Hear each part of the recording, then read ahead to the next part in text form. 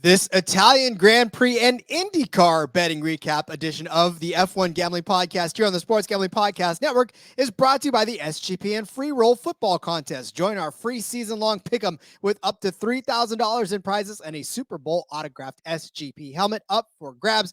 Sign up in the link in the SGPN app. We're also brought to you by Gametime. Snag tickets without the stress. Use promo code SGPN on your first purchase to save $20. Download the Gametime app and use promo code SGPN. We're also brought to you by Underdog Fantasy. Play the Underdog Pick'em in college or NFL and win up to 20 times in one game. Use promo code SGPN at Underdog Fantasy for a 100% deposit bonus up to $100.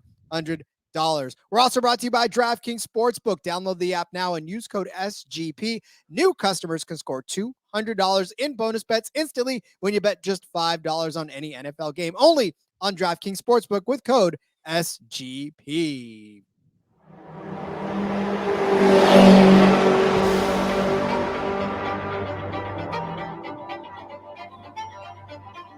Get ready for speed. You just wait, sunshine. You just wait. Get ready for the passion. To whom it may concern you. Get ready for the raw emotion. Sì, ragazzi! Grazie! Dai, forza Ferrari! Get ready for the F1 Gambling Podcast on the Sports Gambling Podcast Network. Now, here are your hosts, Rod Villagomez and Cody Zeeb. Well, Cody, every time they give us one, they take one away. It is, of course, the F1 Gambling Podcast here on the Sports Gambling Podcast Network. He's Cody Zeeb. I'm Rod Villagomez. Happy to have Italy in the books, but nothing to look forward to next weekend as far as F1 is concerned, but blah. Yeah, unfortunately, we got a week off, but that's okay. We were here to recap both the F1 and Indy races from this past weekend. F1 wasn't too bad. We hit some bets, got a couple. Nailed Ferrari being good, just didn't quite place the bets in the right places. We'd have shifted a couple things around, it looked a little better. But yeah, I mean, Max does it, breaks the record, 10 Grand Prix in a row. Again, we've mentioned this before, but in the moment, you know, it's kind of like, wow, Max won again. But for the history of F1 to have never happened, think of some of the legends across the sports. Think of some of the dominant runs we've seen. It's never happened. It's thoroughly impressive. And what Max is doing right now is this is potentially the greatest run we've ever seen in F1 history. I mean, as crazy as that is to say, it is, and it's definitely something that needs to be respected, and we got to witness this greatness, and yeah, it's been a crazy run, and it's not even over yet. Yeah, and you just think of guys in the recent history like Lewis Hamilton, who's won 7 championships and has never won 10 races in a row. Yep. And then the manufacturer themselves too, Red Bull, still posting records for consecutive wins in a row as well. I mean, Mercedes didn't do it, Ferrari didn't do it. And think of all the dominant teams they've had, and you go like, what did they say? I think they said over the past 2 seasons, and we still have 9 races left in this season. He's tied the amount of wins that Sir Jackie Stewart had in his entire F1 career. Like, it's incredible. I mean, he's already super high on the all-time wins list, and he's super young. Like, he's gonna have 3 championships already. Like, oh man, it's gonna be crazy when somebody else does step up and knock him down, and it'll happen eventually, right? But boy, it might be a while. I was about to say Max may be like 65 by that time. We start like Tom Brady out there driving F1 cars. I listen, trying to say, hey kids, if you can keep up with me, then so be it. But he's like that. He's like me on dynasty mode in a racing game where, like, I've already won 15 championships in a row. I've not lost a race in 25 years. Yeah, 30 seasons. Like, you beat the field by 6 laps. It's crazy. No one's ever been close, and I just retire because the game stops. It's I like, miss being a kid. Can't do it anymore. Yeah, like I had literally, a lot more time to play those video games. I don't have any more of those anymore. Yeah, I don't have time. I get on iRacing every once in a while. I'm only half good at that. Oh well. It's like I spend more time talking about racing than I do Yeah. playing on the Yeah, Xbox exactly. anymore. Ah, man. Oh well. But like you said, it was Max Verstappen again winning this race. It was Red Bull 1-2 on the podium. And kudos to Sergio Perez for running a hell of a race too, started fifth. And normally when we say a second place finish from a fifth place start is kind of not that good. He had to work for that second place finish. Yeah. That's for Well, sure. and what a race too. Like I thought a couple of weeks ago, the Netherlands, like it was like, wow, this was such a great race. But like this race, oh my God, like everything about this race was just, it was great. It was thrilling throughout it. And that's, again, the thing that it's so hard to get to people that don't pay attention to F1. And it's like, especially with now, I mean, we, know a lot of NASCAR fans, obviously. And it's like, oh yeah, Max Verstappen. Like so many exciting things were going on in that race. And Ferrari had the speed to keep up with them. Sainz held Verstappen off for a long, long time before he finally gave in to him. Like, and then they held Checo off for a long time. Checo finally gets around, and then the battle they got. Sainz cashed a ticket for us, but he had to work for it. I mean, it was just everything in this race was outstanding. It was another great race throughout the field. A lot of good battles. And some crazy stuff going on, but it was a good one. Yeah. And again, overall, as far as, Max winning the race, but like you said, there was enough intrigue through the entire thing. There was cars banging into each other. There was, overtaking in spots where there probably shouldn't been overtaking. We kept an eye on DRS on some of those zones to try to pass. And I mean, yeah, like you said, there was a lot of good stuff going on in that. So as it were, Cody, why don't we just go ahead and start recapping some of our bets then from this Italian Grand Prix? Yeah, let's jump into the bets. We started off with Alpine, and it did not go well. Had Gasly top 10 at minus 138. Paid up the juice because this just seemed like a really, really easy bet. Top 6 at 8-1. Not in the mix throughout the entire day. I mean, he finishes 15th. He had started 17th. I mean, he came in first pit stop, had a slow stop. I had added a head-to-head against Ocon after Ocon didn't qualify well either. And it was juiced up a little, but I felt pretty confident in Gasly. And then he's behind him, and I'm like, oh, God damn it. And then luckily he ended up cashing that, but didn't cash either of these bets, unfortunately. But I don't know, just an off week. And we've seen that from them, right? We kind of talked about that. Sometimes they do just disappear. This was a race they disappeared. We'll see. I don't think it's anything to be too concerned about. I think they'll probably pop right back and then see them back in the top 10 over the next couple of weeks. And maybe we get a better number next week when we go to Singapore and we get back on it. We'll have to see. Well, whatever upgrades they made must have stayed wherever they were at when they made the last upgrade, because it did. We hit the downgrade button instead of the upgrade button. Yeah, I mean, we hit the panic button is what we hit. I had Ocon as a points finisher. I mean, all he needed to do was finish in 10th place. He didn't even finish the race. He was having troubles early.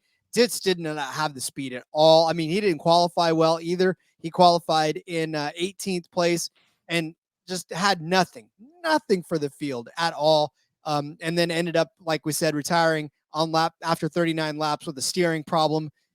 And really when he pulled in, it was just, he was done. Like we knew it right away. We knew it right from the green flag that he was done.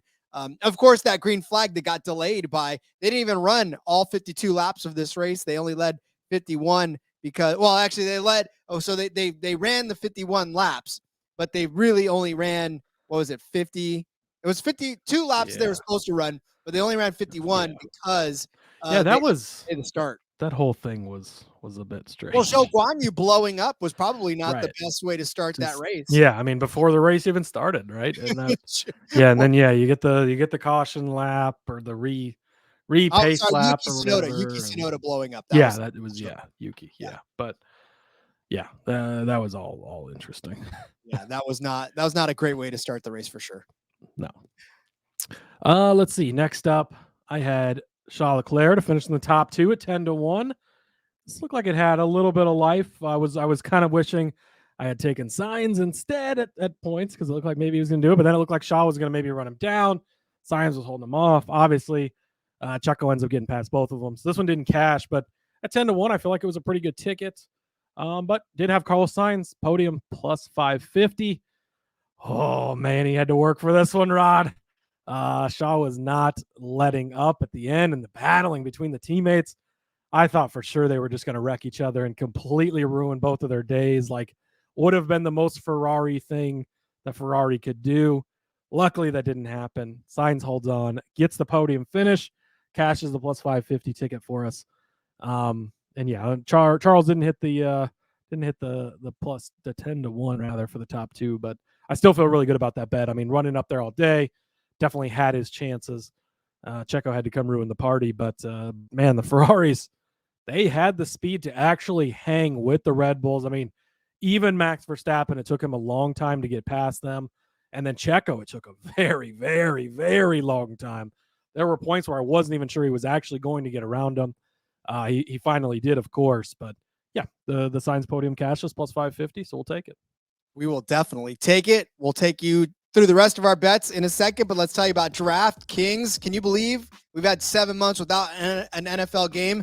I know it's crazy to think. Of course, we here in the motorsports world, we don't really necessarily miss it all that much because we've had motorsports to bet on. But if you're an NFL only person, which I don't know why you listen to this, you're probably concerned. But the good thing is that it's all over, right? NFL's here. DraftKings Sportsbook, the official sports betting partner of the NFL, is giving you a can't miss offer for week 1. This week, new customers can get $200 in bonus bets instantly when you bet just $5 on any NFL game. DraftKings is hooking everyone up too, not just new customers, but existing customers with game day greatness. All of you guys can take advantage of 2 new offers every single game this September. Go check the app and see what you get. Obviously, we gave you plenty of them on DraftKings for our F1. We'll continue to do so all season long. But yeah, definitely keep your eyes open. Download now. Use code SGP to sign up. New customers can take home $200 in bonus bets instantly just for betting $5. That's code SGP only on DraftKings Sportsbook, an official sports betting partner of the NFL. The crown is yours. Gambling problem? Call 1-800-GAMBLER. See DraftKings.com/sportsbook for details and state-specific responsible gambling resources. Bonus bets expire 7 days after issuance. There's so many concerts that I want to see as we close out the summer. They're not necessarily done touring yet, so I'm not done watching them. But problem is, busy schedule, busy kids, busy everything. I don't know if I'm going to be able to make the show until literally probably 2 or 3 days before the show. And I get panicked because I think I'm going to get cheated out of good prices for those tickets, because if you've looked a couple of days before the tickets or before the concerts, they gouge you, man. You get just gouged. Stop getting gouged. Download the Gametime app right now. They have got all the best deals that you could ever possibly want on those last-minute tickets, so you can wait and wait and wait until the very last second to be able to purchase your tickets and not get gouged. Flash deals on those last-minute tickets. Again, it's perfect. And not to mention, if you've never been to the venue before, you can see what you're going to see when you sit down in your seat. They send you pictures from your seat, so you don't even have to worry about being blocked by a pole or having a big tree in front of you. If it's there, you'll know it, and you won't buy those tickets, and you'll move on. So the Gametime app is the only way to get that done. Download the Gametime app, create an account, use code SGPN for $20 off your first purchase. Terms apply. Again, create an account and redeem code SGPN for $20 off. Download Gametime today. Last minute tickets, lowest prices guaranteed.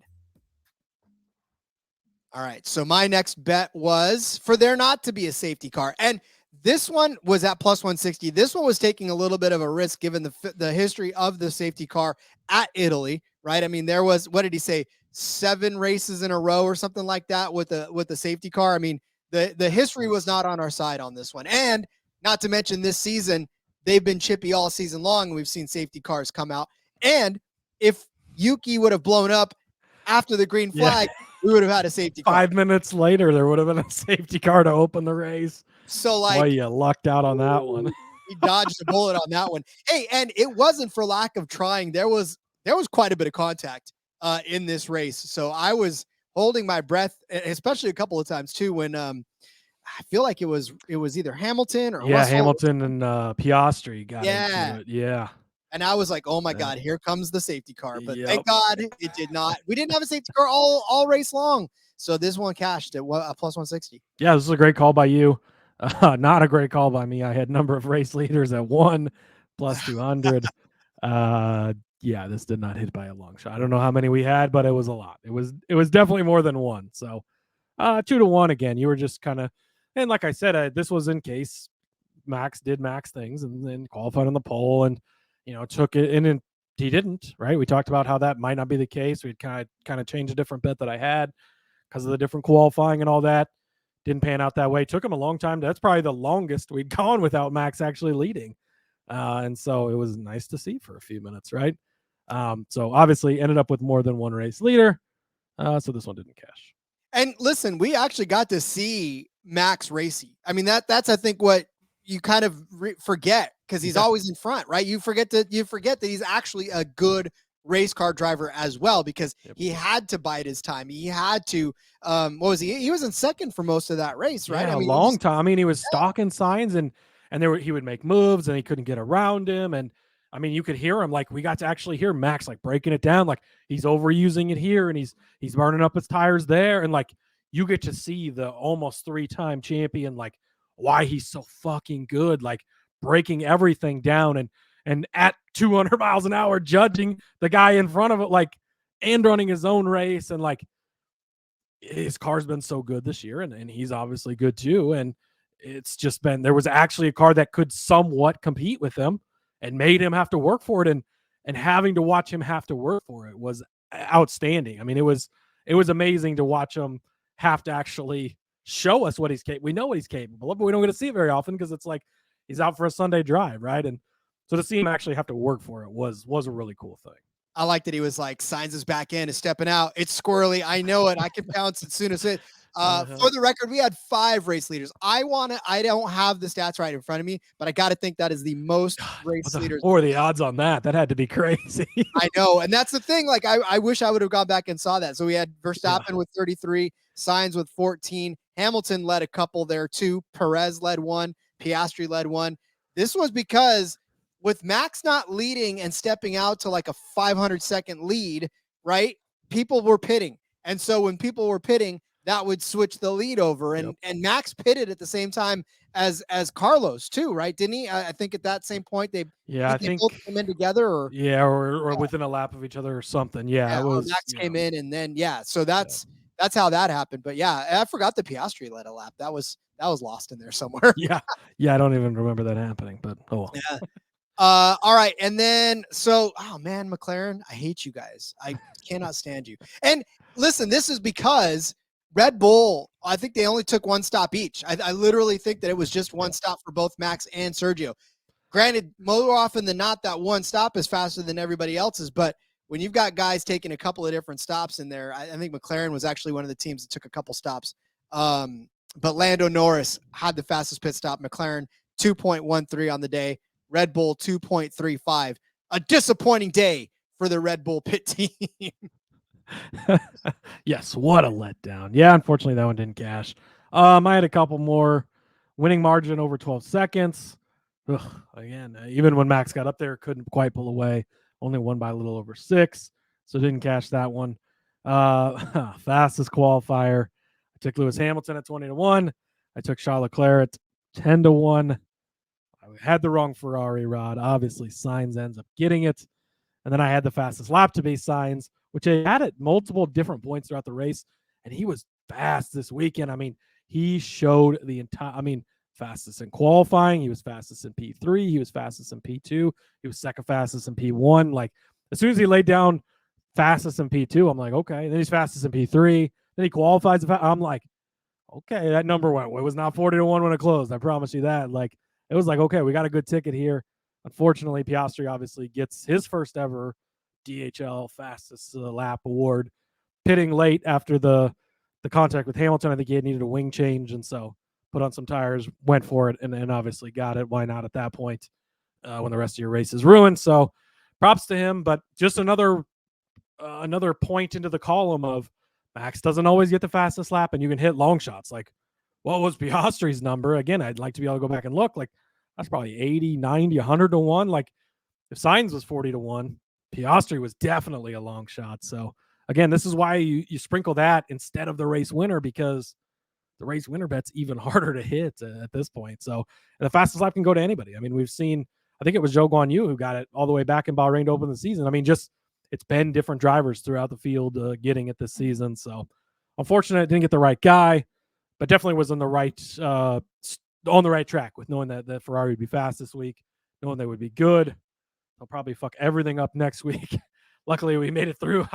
They started They started first and third, and I'm like, yeah, there's no way this ends well. Like they're just something's gonna go horribly wrong. They're gonna mess it up, and really they didn't. They played just about as good of a race as they could.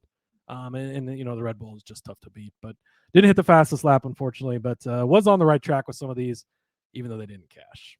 And listen, you had that because Sainz had the fastest lap for a minute, and then because after that, Max had already had his pit stop, so he was already on older tires. Yes, and they were talking about the one pit strategy, and I'm like, okay, well now nobody else is going to pit, so we should be good. Like, unless somebody comes and doesn't late, and then of course the contact is what he goes down anyways. You got to put on the new tires. Might as well go for the lap, and unfortunately, stole it from us. He did, but Max had already beaten that. Max had already beaten that before, Yeah, so Piastri really beat Max on that one as well. Yeah. And yeah, it was I mean, again, it's Max just was sort of playing coy in the whole time. But all right, I had Alpine as the winning team without pretty much everybody else, and unfortunately, Alpine couldn't beat anybody, let alone anybody else. So yeah, Esteban. The only team they beat was themselves. It really was. Well, AlphaTauri, if you really want to count Tsunoda not even starting this race. A DNS. You see DNFs a lot. You don't see a lot of DNSs, but yeah, that's rough. Yeah. God, Shout man. out to you imagine you go the whole you travel. It's a different country, right? You travel over there. You got all your shit. You go through all the practices. You go through the qualifying. Finally, it gets to Sunday. Here we go, 52 laps, and you don't even get to start the race. God, that's got to be brutal. Yeah, I mean, you take the formation laps and you start to get all ready, and then all of a sudden your car goes meow. Yeah, it's like, oh, jeez. And it'd be one thing too if this was like a 300,000 mile like Chevy beat up something or other. This is a brand new car that they're rolling out. This is one of 20 F1. Like, even the worst F1 car is a pretty decent car. Like, right? Yeah. Whatever, dude. Shout out to Alexander Albon and Williams. They were the winner without Albon with a 7th place finish to cash that bet if you made it. So yeah, he had a good weekend for him. Yeah, it was a good weekend for Williams in general. I was impressed seeing the Williams livery up there in the front of the race. So you don't often see that. Yeah. All right. We will move over to Portland in a second to break down Indy. But let's tell you about Underdog Fantasy. Underdog Fantasy has a way to play alongside your favorite football team all season long with their fantasy pick'em game. You pick between 2 to 5 players, select whether they'll go higher or lower on one of their stats. Then do what you normally do on Sunday. Drink a little bit of whatever you like to drink and watch the game. You can win up to 20 times your money in a single game by going 5 for 5. It's a fantasy game, but you can win real money. Listen, we give out Underdog fantasy plays all the time now on the NASCAR Gambling Podcast. We're going to do it for the rest of the season. So if you are listening to this feed, you already know, and you're going to get them when we do our DFS episode on Friday. But if you are a strictly F1 listener and you want to get in on some Underdog action, you're not necessarily a big football fan, we've got racing stuff for you. We'll ask Underdog to give us some F1. They do have F1. It's hit and miss. You gotta. I don't love how they do it, but they always pull it down for practices and qualifying. So you gotta catch it at the right time. But they do have F1 available at points. So well, there you go. Let's do it. We'll figure this out, and next time we may give you some Underdogs as a bonus as well. So watch along, make your picks, and maybe you can make a little cash over on Underdog mobile app or website, UnderdogFantasy.com. When you sign up with the promo code SGPN, Underdog will double your first deposit up to $100. That's Underdog Fantasy promo code SGPN. Free season-long NFL Pick'em contest is here. You get $1,000 for first place, $500 for second place. But if you're a Patreon member for the NFL season, like I know you already are, you're going to double that prize. $2,000 to first, $1,000 to second. Plus, if a member of the Patreon wins the free roll, you're going to get an autographed full-size sports gambling podcast helmet, which includes guests like Joe Theismann, Bill Romanowski, Pac-Man Jones, John Saley, Eric Metcalf, and LeGarrette Blount. I want that helmet. Cody wants that helmet. You got to beat us for that. Sign up link right now is in the SGPN app. sportsgamblingpodcast.com/Patreon to get in for your chance to double your prizes and win the weekly Patreon pick'ems. All right, Cody, we said it. The IndyCar circuit was in Portland to take on that Portland track. I got to tell you, I thank you for getting me involved in watching IndyCar. It's sad that there's only one more race. It's sad that I've really only paid attention for about half the season now, but I can't wait for a full season of IndyCar because I'm telling you right now, it's the best mix of NASCAR and F1 because F1, the field can get strung out. Max could lead 54 laps and you're just in for sort of a watch second place on. With IndyCar, and we watched it play out this week or this weekend especially, man, those strategies make this race, you don't know. And we were talking about it before we got on. How do you even handicap some of the calls these guys were making to bring them from the back of the pack essentially to a top 5 run? It's like all race long, you're thinking to yourself, how is this guy going to make it up here? And I mean, next thing you know, they're jockeying for a top 5 position. You're like, how did that even happen? So I love IndyCar. I'm a big fan. Thank you, Cody. Yeah, I'm super sad that we only have one final race left. It's unfortunate, but it really is a perfect mix. I mean, you've got some former F1 guys in there. It's the open wheel racing style, obviously, but it leans more towards the NASCAR where you've got the more competitiveness and stuff throughout the field a little bit more. And it just, man, it's so, every race is exciting. The strategies, like you think there's strategy in F1. Holy shit, the strategy in Indy is crazy. And half the time you don't even know what's going on. I'm looking at the leaderboard. I'm like, and then it's like, oh, he's on this different strategy. And if this pays off, and like, oh, and we even saw it on Oval last week. Like Scott Dixon, how the hell he made his gas tank last that long. I have no idea. I'm going to look into that, but just absolutely insane. What a great race. Strategies all over the place. Alex Palou gets it done, wraps up the championship. The first time, they say 18 seasons, I think, that it had been wrapped up in, before the end of the season. So yeah, just shout out to him.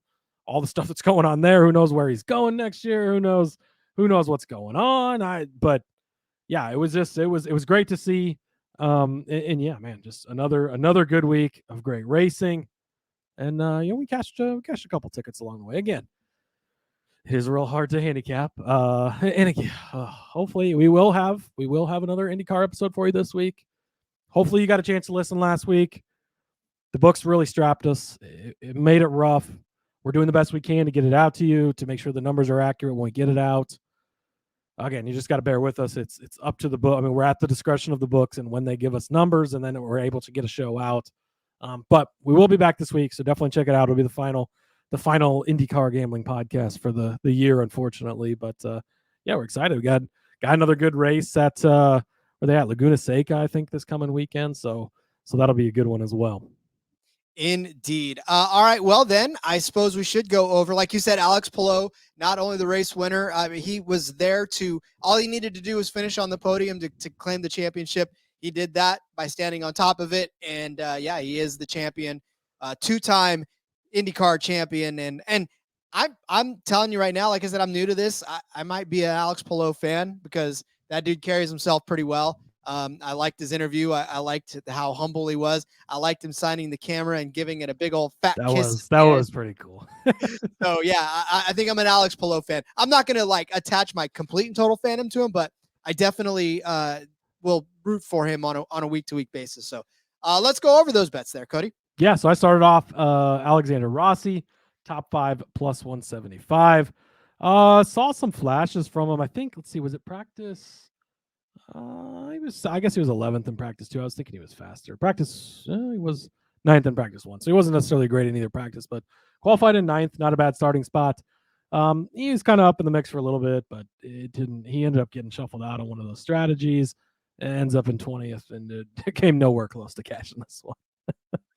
No, unfortunately. And that's the thing about it too. Rossi, man, he was one of those cars that wasn't on the same pit strategy, but was up there and around the top 10 or so at a point. And you thought, could he managed to find a way to stay there. And, now you're doing math because you're like, okay, Right. this guy's in the lead, but that's because he pitted here. And Right.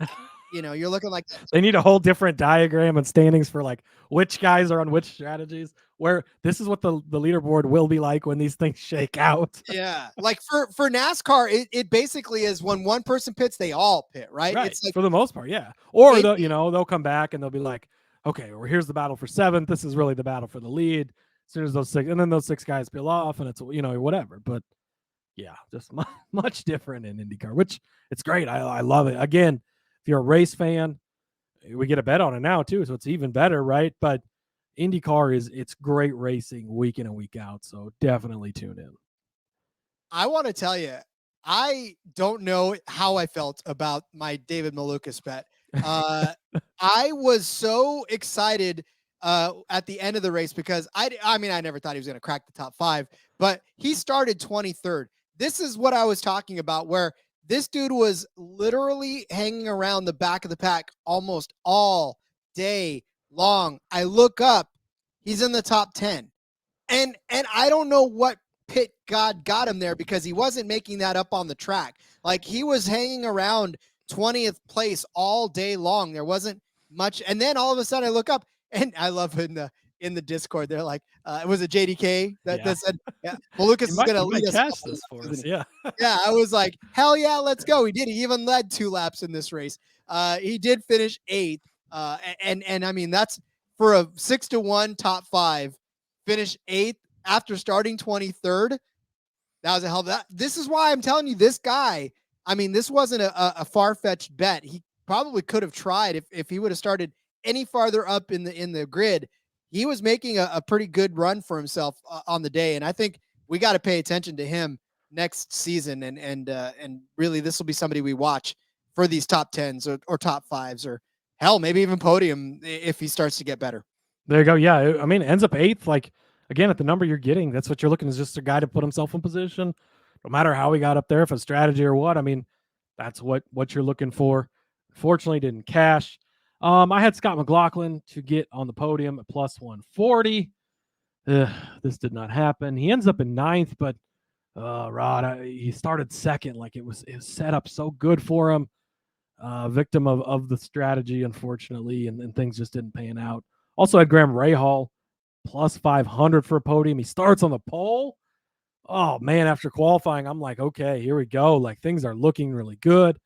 Unfortunately, did not pan out for either of these guys. Rahal ended up back. Yeah, he led 21 laps. I mean, he kind of took off early and had it, but ends up getting shuffled back to 12th. Again, they both ended up on the different strategy that did not was not the winning strategy, obviously. And it was weird. That was weird because they both came in, right? They both had that same strategy going on, and then all of a sudden it just stopped. Like, it stopped being the right strategy. It just, I don't know how or why or what, but it just, it is.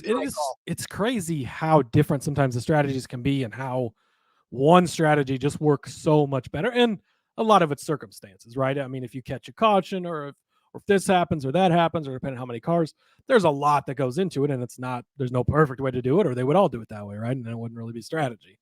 But so that's what, and unfortunately, it would have been nice if one took one strategy, one took the other one, so maybe I could have cashed one of these, but oh well, missed out on this one. All right. Well, my next one, by one position, this did not cash. I had Lundgaard as the winner of Group F over Colton Herta, Kyle Kirkwood, and Will Power. Kyle Kirkwood spins out in lap 1. I'm like, yeah, there we go. That's one down. Will Power has issues after starting 7th. He drops like a rock. I'm like, yeah, there's 2. Colton Herta, same thing, right? Colton Herta had problems. I was like, yeah, we're down. But Lundgaard couldn't get around any of those guys. Luckily, he shuffled his way up through with pit strategies and whatever else he was doing, whatever voodoo magic was happening. Just not good enough to catch Kyle Kirkwood at the end. Kirkwood, man, he had a hell of a rebound. I mean, he ended up finishing 10th. Lundgaard finished in 11th. So, like, I mean, again, it was one position that would have cashed this bet, but you got to hand it to Kirkwood. He made a battle out of the day, and he kept his elbows up. Kirkwood's definitely a guy we're gonna have to keep watching for sure. It's been up and down, right? There haven't always been there, but obviously got his first win. And yeah, he's had a really good season. So this was a good bet. I mean, you missed 2 plus 280 by one position. That's never a bad bet to make. Something you're almost never going to miss, it seems like. Scott Dixon to finish in the top 5, Rod. Should have took it for the podium, apparently, but top 5, even money, easy peasy. I mean, Scott Dixon just gets it done, right? He always gets it done. The best he could to keep the championship hopes alive. Obviously, with his teammate winning, sealed up the deal. But yeah, Dixon, he ended up in the lead for 15 laps during the cycling of things, and he started 4th, so he was kind of up there throughout the entire day, and lands on the podium yet again, cashes yet another top 5 for us. Again, and even money. This was another gift from the books. Yeah, his top 5 was not even in question. There was never, even through all the pit strategies and all the cycles and everything, like that was the one thing that you just did not doubt. It was like Scott Dixon's going to wind up in the top 5. That is not even a question. Like that team did a fantastic job of keeping him up there and getting him a podium, right? Getting him at least one position by the end of the race. So I called the winning team as Ganassi, and that happened very much so. Chip Ganassi gets another win, gets another championship, hugs his man down there on the pit lane afterwards, gives him a couple of high fives, and celebrates the win with them. But I mean, he had 2 drivers that led laps in this. You know, Marcus Ericsson finishing in the 7th spot, so 3 drivers in the top 7 for Ganassi. I mean, you can't really ask for a better race than that from a team. Now Marcus Armstrong finishes 19th, so he's the lone guy out. But again, 3 of his 4 cars in the top 7. Ganassi's a powerhouse. I don't think you have to follow IndyCar for very long to know that. No, absolutely not. I mean, looking back, plus 150, like what a steal. And then ends up on the podium as well. So they take up 2 of the 3 podium spots. Great call by you. I had Scotty Mac plus 700. Again, looked good after he's starting up on the front row. Maybe you're going to have a chance. Didn't work out. Dixon at 10-1 ends up on the podium. Can't be upset about that. Ray Hall 33-1. He comes out, qualifies on the pole after that. And it's like, okay. I mean, he dropped all the way down to like 5-1, I think, before the race he was going off at. So got some good CLV there, Rod. Didn't cash, unfortunately, but luckily yours did cash. Mine did cash. And I'm telling you right now, I did say that this was one time where you should probably just go ahead and eat the chalk, because what are you going to do? You know, you got to figure out whether or not this guy's going to clinch the championship and win. And he did. He won. It was Palou, and he was plus 320. Again, not sexy numbers when you're talking about racing, but listen, man, what can you do at this point? You have to know that he's going to lock it up. You have to know that he's going to be in position. And he didn't win the pole, which you were like, okay, he started 5th, but boy, he jetted up to 3rd right at the start. Like, he made a power move to get up inside the top 3, waited out for Ericsson, or not Ericsson, but McLaughlin and Ray Hall to make their move. And because he started, so Palou started on the primaries where Palou started on the primaries and kept running out. So he did it. I've got to get better at keeping track of the tire. I am always I don't remember who's on what tire they need to use. I got to pay more attention to that. Hold on. Okay. You're so... I got to go back. So Palou started, I think, on the alternates. He started on the alternates. The other 2 started on the primaries, but he kept running, or he ran until he couldn't run anymore, then came into pit, and then the other 2 guys. Yeah. So that was where he got his advantage. So yeah. I do keep a track on that. You're so good at, you always know. I'm like, God, I know. I don't ever remember who used what tire, how they got there. I just know it shook out the way it did. But oh well. We did have kind of 2 pieces of news this week too, for as far as IndyCar goes. Felix Rosenquist leaving Arrow McLaren.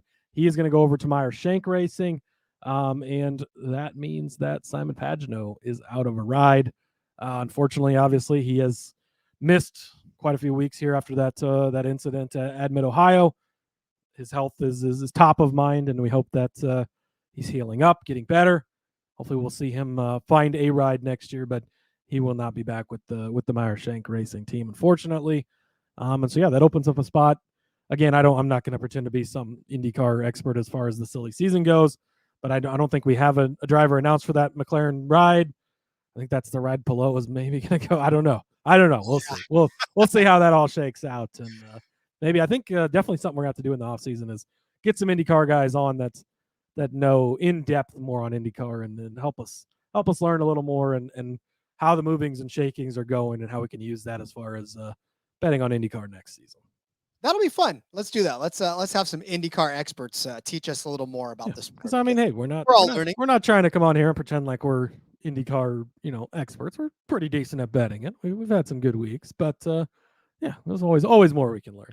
Handicapping doesn't always mean knowing the history. Handicapping is reading the trends and being able to interpret them. So that's what we've been able to do for you. So as we learn more about Indy, you guys will learn more about Indy. That'll be a lot of fun. We all learn together. All learn together. So it is, of course, next week, the Firestone Grand Prix of Monterrey at Laguna Seca. 2.5 hours from me. I'm smelling. Rod's going to have a little trip this weekend. Hey, I may go take a little trip. I don't know if there's tickets remaining. I'm going to check Gametime. Gametime, that's right. Yeah, see. Last minute ticket. Man, I think the closest they come to me. Well, obviously, I went to the race at Iowa. Never mind. I went to the doubleheader at Iowa. What am I thinking? Jeez, I did see two. Yeah, I was trying to get the one. Or maybe I'll at least make my calendar ready for next season. But there you go. Yes. So of course it is the Laguna Seca next or this coming Sunday. So we'll have as soon as they give us odds, which Bucks just give us some like Wednesday, Thursday. Let's not wait until late. Friday. Yes, it was. Yeah. Anyways, but we will be back whenever we get them. We'll do the best we can with them, and we'll cash more tickets like we did this week. Indeed, and of course, Singapore Grand Prix for those of you who are on the F1.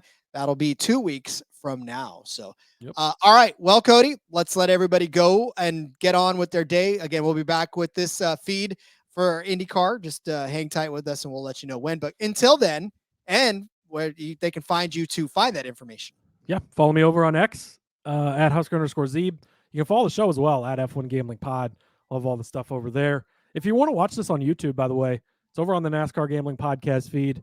We don't have our own feed on YouTube just yet, but you can watch it over there and see Rod's beautiful face, see my beautiful background at least. But yeah, a ton of NFL stuff, football stuff, fantasy football stuff, DFS stuff, all that over on my Twitter, my X, whatever the hell the kids are calling it these days.